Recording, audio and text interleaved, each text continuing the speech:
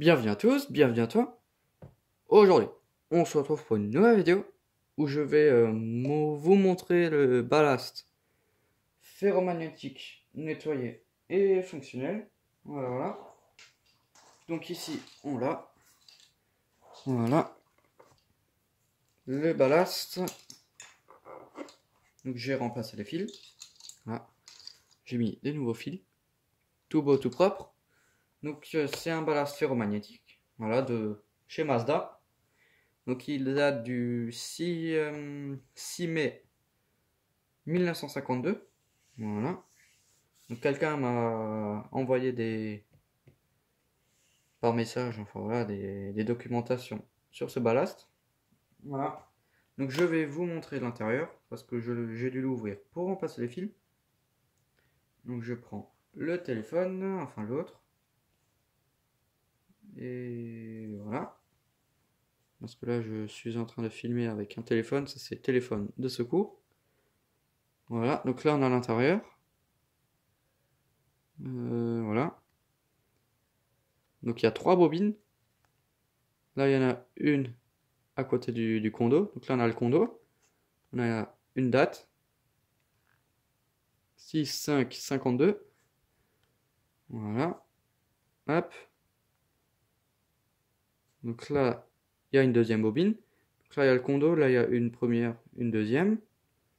Donc là, il y a la deuxième. Là, il y a la deuxième. Donc là, il y a une, deux, trois bobines. Là, donc il y a du carton à l'intérieur et tout.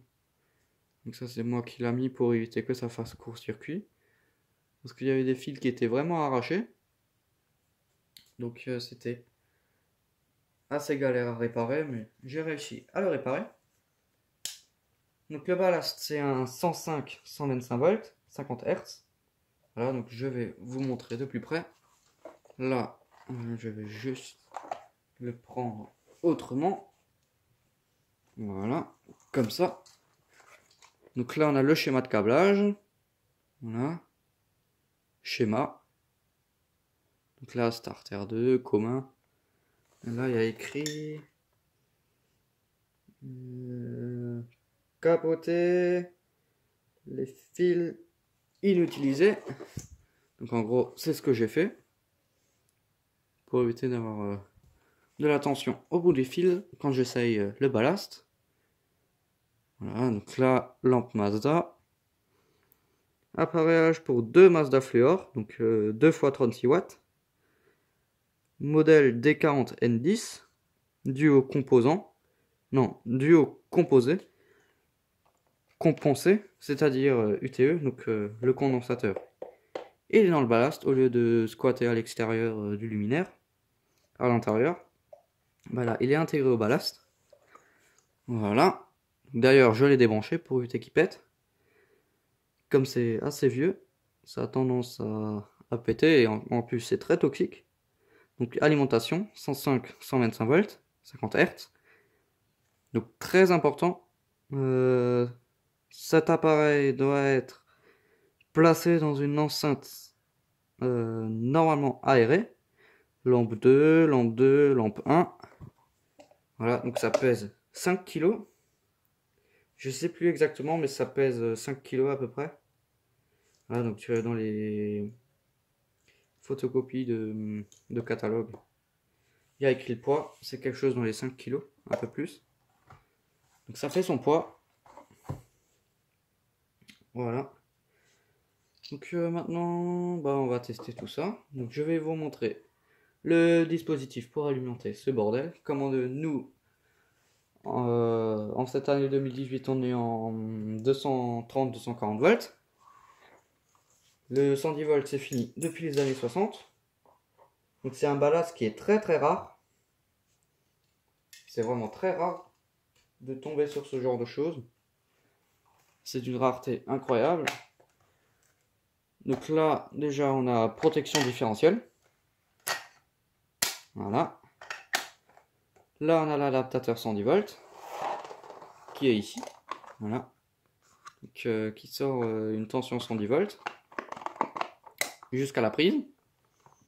Voilà. Donc ça, je vais le remettre là. Ça ici. Ici, je branche ça pour un peu stabiliser la fréquence. Parce que le truc là-bas, l'électronique, c'est pas trop ça. Ça sort une fréquence assez bizarre. D'ailleurs, je vais vous montrer. Voilà. Donc si vous voyez les vagues, ça clignote vraiment très rapidement. La caméra n'arrive pas à stabiliser. Voilà. Mais ça clignote très rapidement. Donc ça sert aussi de fusible pour éviter de faire sauter les plombs. Voilà. Donc je vais mettre ça là. Voilà. On a juste besoin de la prise. Voilà.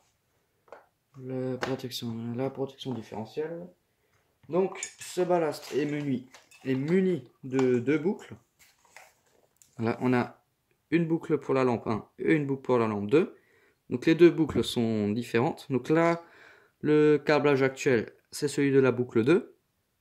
Là, donc deux fils qui vont d'un côté, qui ressortent. Donc là, on a un fil. Celui-ci. Ça, c'est pour allumer un tube à distance. Là, d'après ce que je sais pas trop comment ça se branche. Mais grâce à un contacteur, on peut allumer un autre tube avec l'interrupteur. Et dès qu'on appuie sur un autre, on peut allumer l'autre tube. Et tout ça avec un seul ballast. Je sais pas si c'est ça, mais je crois que c'est ça. Je suis pas sûr. Donc là, dégager. Ce qui sert à rien. Donc faut faire assez doucement. Les fils ils sont pas très bien. Enfin voilà, je vais pas recommencer. Mais surtout à force d'ouvrir et de le fermer. Les pattes là, elles vont s'arracher. C'est du métal. Il n'y a pas de mise à la terre. Dans les années 50, ça n'existait pas. Donc, alors, ces deux-là, il faut les mettre. Voilà, donc j'ai cramé deux tubes.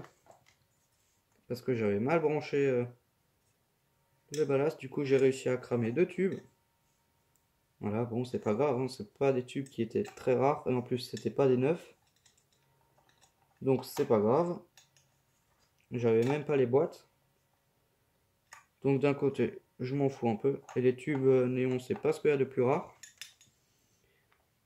Donc j'utilise un starter de la marque Mazda des années 60. Voilà, Mazda. Voilà. Hop. Donc ça ensuite, je viens et je fous là-dessus. Donc là, on est sur la boucle 2. Après, je vais vous montrer la boucle 1. Bon, c'est exactement pareil, mais le câblage est beaucoup plus simple. Voilà. Et ça s'allume instantanément. Voilà. Donc le ballast, il fait voilà, un vrai ballast. Donc ça, c'est vraiment ce qui reste de plus fiable. Il n'y a pas plus fiable que le ferromagnétique. Voilà. Donc maintenant, je vais vous câbler la deuxième boucle. Enfin, la première, parce que là, on a fait la deuxième, la plus complexe. Donc, je reviens. Voilà, j'ai fait le deuxième câblage. Donc, pour rappeler, là, normalement, il faut utiliser un néon de 36 watts. Là, j'utilise une lampe à alimentation séparée de 18 watts. Sans starter intégré. Voilà, s'il y aurait un starter intégré, j'aurais pas besoin de ce starter là. Voilà. Donc 18 watts, c'est assez dangereux parce que la lampe elle peut cramer, mais pour une courte durée, ça va. Donc c'est vraiment une belle pièce de musée. Donc voilà, ça fonctionne. Donc c'est vraiment très très rare que ce genre de ballast fonctionne encore parce que ils ont tendance à cramer. Dès qu'on leur envoie 220 volts, ça crame. Voilà. Du coup, le ballast, on peut le foutre à la benne. Mais celui-là, il est encore bon. C'est très très rare. Enfin bon. Donc ça a tendance à chauffer, mais celui-là, on dirait qu'il chauffe pas. Parce que quand je l'avais essayé dehors, il a pas mal chauffé. En même temps, je crois que je lui ai pas envoyé la tension idéale. Je lui ai envoyé quelque chose dans les 150 volts. Du coup, à un moment, il a commencé à fumer. Enfin bon, voilà. J'ai bien cru qu'il m'avait cramé, mais non, c'est bon. Voilà. Fallait que je trouve la tension. Mais c'était de 105 à 125 volts. Enfin bon. Donc vraiment un très très beau ballast. Voilà. Donc merci d'avoir regardé cette vidéo. Si tu as des questions, n'hésite pas à me les poser dans l'espace des commentaires. Ciao!